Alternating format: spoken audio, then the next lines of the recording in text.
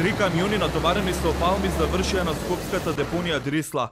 Оттаму информираа дека палмите се веќе уништени. Низ скопските паркови пак останаа празните дупки од исечените палми. Дел од палмите пак, иако исушени, се уште чекаат надлежните да дојдат и да ги исачат. На местото на палмите сега се најавува дека ќе се садат јавори. Граѓаните се револтирани дека пари се трошат за проекти кои е јасно дека не може да обстојат. Па ги нема и за смрзна. Смрзна. Вие видовте дали ги тргна? Не видовме. Па сега скоро ги нема. Останувам без коментар, дечки. Па да, во Македонија такво времето, така да тука не би издржале палми. На палмите им треба топло време. Сметате дека паметно беше да има тука палми? Па не. Прв пат колку поминувам тука. Па затоа што тие пари толку требаше во друго нешто се вложи. Низ Македонија се засадија 1100 палми. Државата за проектот потроши околу 1 милион евра.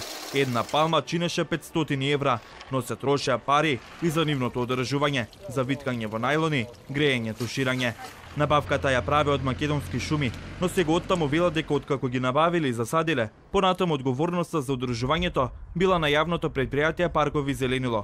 Директорот на Паркови Зеленило, Душана Вировиќ, денеска цел ден беше недостапен да одговори како се дозволи палмите да се исушат и колкава штета е направена, а одговори нема ниту службите за односи со јавност.